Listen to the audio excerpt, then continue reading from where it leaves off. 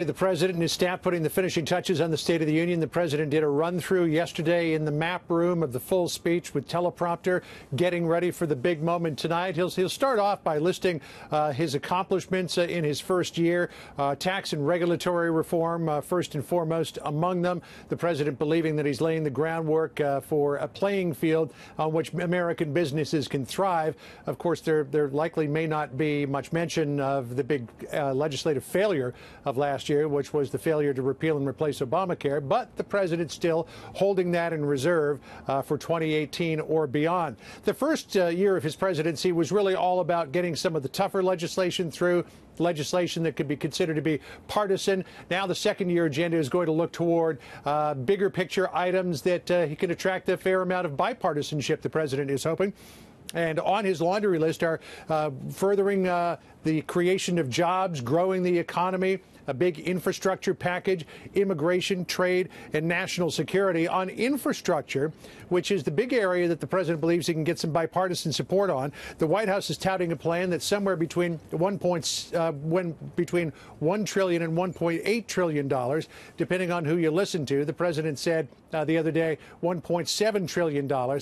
And Republicans up in Congress are thinking that, you probably have to break this into a number of different pieces. You can't do it all at once.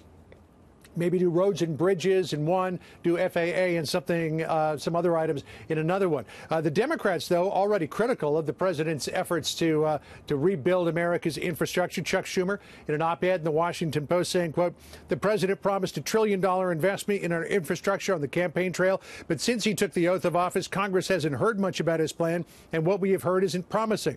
Democrats will watch the State of the Union, hoping that President Trump will change course by emphasizing the need for a major direct federal investment in infrastructure. What we understand so far is that it's probably going to be something along the lines of a public-private partnership to rebuild roads and bridges at the very least. The White House, though, and the press secretary, Sarah Huckabee Sanders, predicting a big night tonight. Listen here. The president, when he makes big addresses, he's yet to have a big moment that hasn't gone well. This is a person who rises to the occasion. I think you're going to see a lot of that tonight. Again, he has a great story to tell.